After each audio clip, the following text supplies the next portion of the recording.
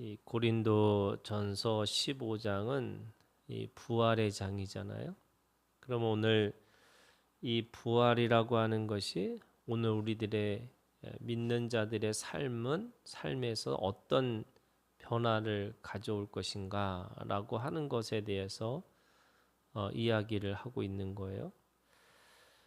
첫 번째, 이 부활의 사건, 특별히 예수 그리스도가 죽으시고 부활하신 이 사건은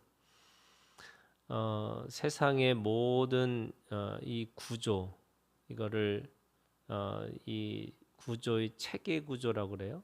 이 메커니즘이라고 하는 체계의 구조를 바꾸셨다라는 거예요.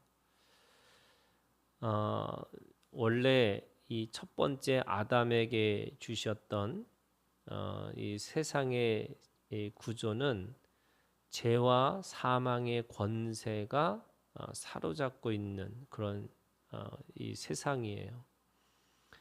그러니까 하나님이 세상을 만드시고 그 세상을 만드신 것 속에서 사람이 살도록 하셨지만 그 사람이 죄를 짐으로 인해서 그 모든 것들이 뭐냐? 죄예요. 그러니까 이 착한 일을 하고 또 좋은 말을 하고 내가 어떤 열심히 뭔가 일을 해도 그 안에서 죄 가운데 있다는 거예요. 그리고 그 죄의 삭은 사망이죠. 그러니까 그 모든 것들은 결국 사망밖에 없다 이렇게 얘기하는 거예요. 최종적이고 완전한 이것의 의미가 사망이라면 그 사망 속에서 나타나는 사람들이 가지고 있는 마음이라는 게 수고와 슬픔밖에 없다 이렇게 얘기해요. 그래서 부활이 없는 또는 이 첫 번째 아담의 이 죄 가운데 살아가는 이 인생은 수고와 슬픔, 죄와 사망이 이 모든 것의 시작과 끝이 될 수밖에 없다 이렇게 이야기를 하고 있는 거죠. 그런데 두 번째 아담이신 예수 그리스도가 그 세상에 가지고 있는 체계의 구조를 완전히 바꾸셨다는 거예요. 그래서 오늘 20절에 그 예수님은 모든 이 다시 살아나서 잠자는 자들의 첫 열매가 되셨다 이렇게 얘기하고요. 21절에 있는 말씀에 보면 사망이 한 사람으로 말미암으니 죽은 자의 부활도 한 사람으로 말미암도다. 그러니까 이 첫 번째 아담의 죄와 사망의 세계를 두 번째 아담이신 예수 그리스도가 죽으시고 부활하심으로 말미암아 이제는 이 생명과 성령의 법으로 바꾸셨다는 거예요. 그러면 이게 모든 것이 뭐예요? 다 살아있는 것들이에요. 더 이상 죽음이 죄와 사망이 판을 치는 것이 아니고 이 하나님이 우리에게 주시는 그 세계는 예수 그리스도가 죽으시고 부활하심으로 말미암아 이제는 생명의 나라가 된 거고 그래서 모든 것이 기쁨이고 모든 것이 감사예요. 그리고 그 속에서 영원한 생명을 우리에게 주셨다라고 얘기하는 거예요. 그래서 이 첫 번째 아담 속에서 살아가는 사람이 있고 두 번째 아담의 예수 그리스도의 이 부활의 믿음을 가지고 살아가는 사람들에게 또 다른 세계가 있다 이렇게 얘기하는 거죠. 그러면서 23절에 이렇게 얘기해요. 그러나 각각 자기의 차례대로 되리니 먼저는 첫 열매인 그리스도요 다음에는 그가 강림하실 때의 그리스도에게 속한 자요 그 후에는 마지막이니 그가 모든 통치와 모든 권세와 능력을 멸하시고 나라를 아버지 하나님께 바칠 때라. 세상이 가지고 있는 통치 이게 뭐예요? 죄의 통치죠. 모든 권세, 사망의 권세죠. 그리고 능력, 그것은 결국 무슨 능력이냐? 이 사망에 이르게 하는 능력이에요. 근데 그거를 주님이 부활하심으로 말미암아 그 모든 것들을 뒤엎으셨다라고 얘기해요. 완전히 다른 세상을 만드셨다. 그래서 생명과 성령의 법을 따라서 사람들에게 살게 하셔서 이제 어떻게 하셨냐? 25절 그가 모든 원수를 그 발 아래에 둘 때까지 반드시 왕노릇하시리니. 그러니까 이제는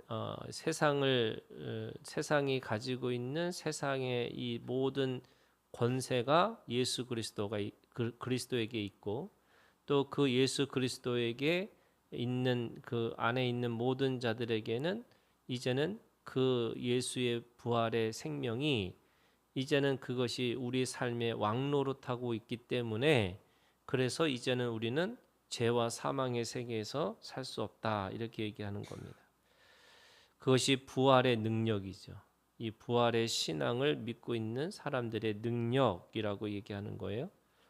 그러고 나니까 두 번째요.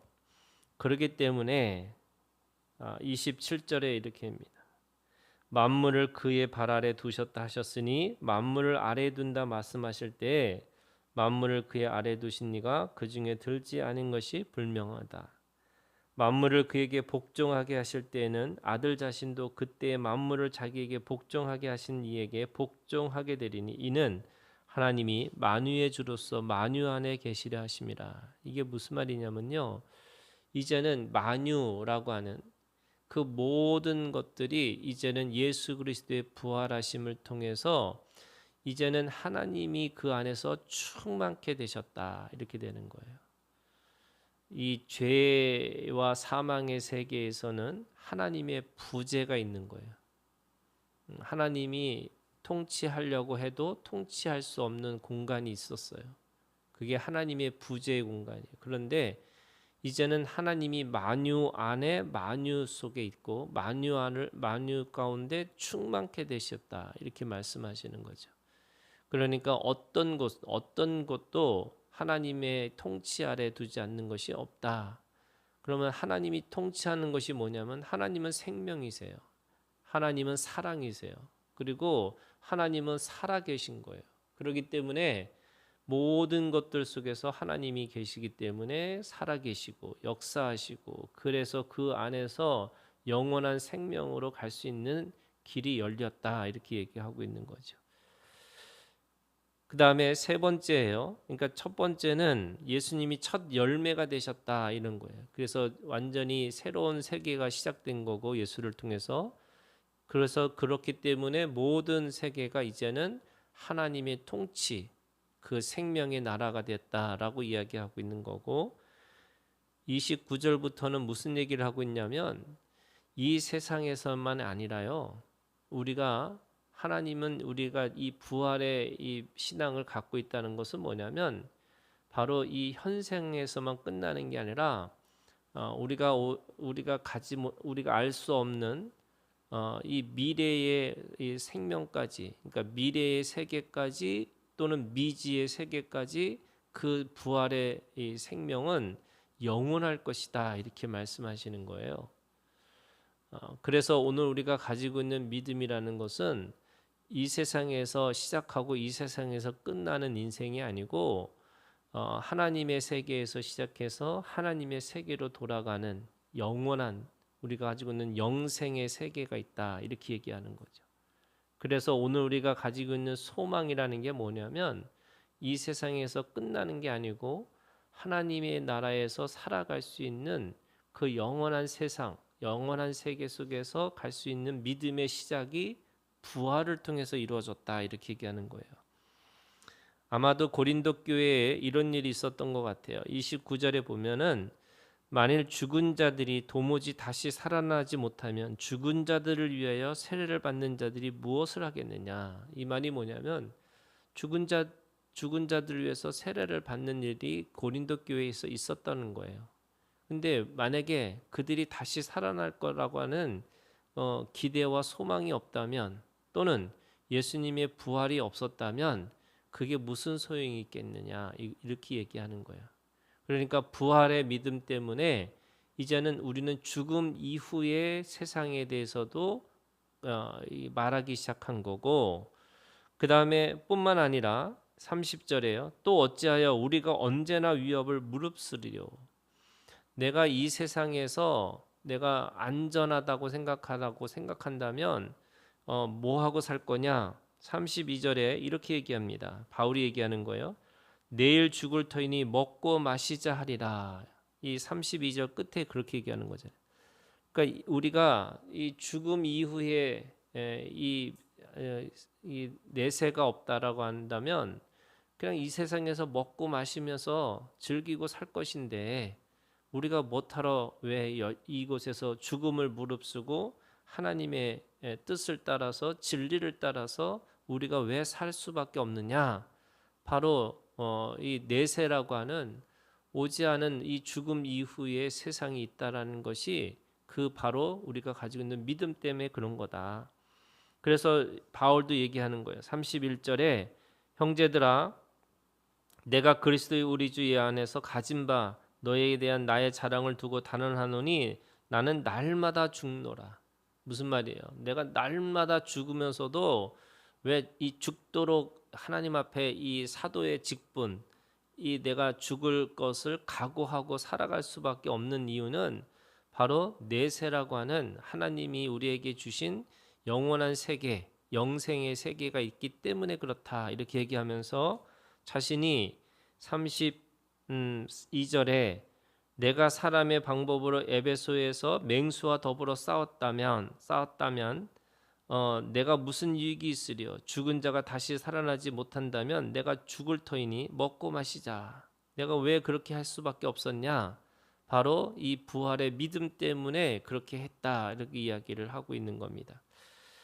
그러면 오늘 우리가 주님 안에서 이런 거예요. 이 부활의 믿음을 가지고 산다는 거 뭐냐? 이 세상에 가지고 있는 구조가 바뀌었다는 거예요. 그리고 그 구조 속에서 하나님이 모든 것을 통치하고 계시다는 거예요.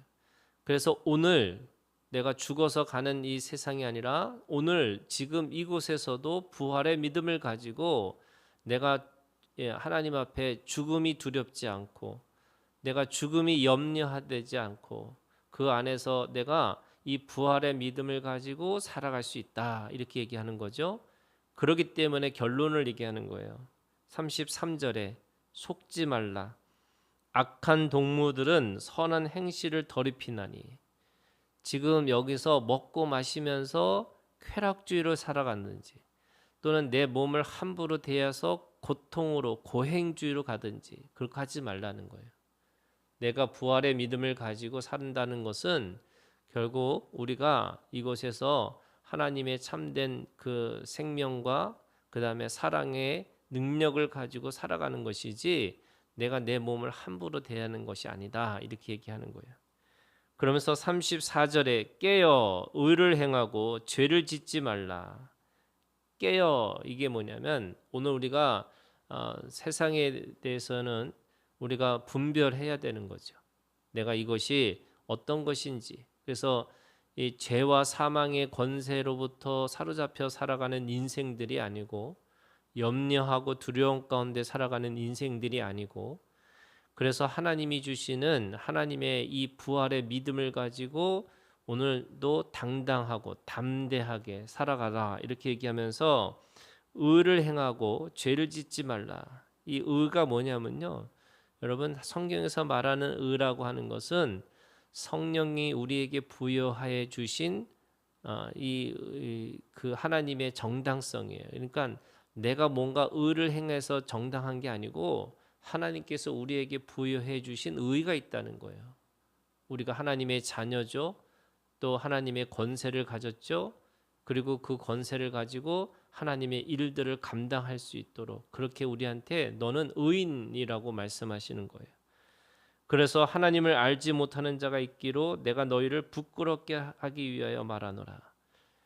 여전히 부활의 믿음을 가지고 함부로 또는 그 부활의 믿음을 가지고 살아야 되는데도 불구하고 여전히 죄와 사망의 권세를 가지고 자신의 몸을 함부로 살아가는 사람들이 있다. 부활의 믿음을 가지고 오늘도 이 죄와 사망의 권세로부터 이기고 살아갈 수 있는 오늘 우리가 되기를 주님의 이름으로 축원합니다.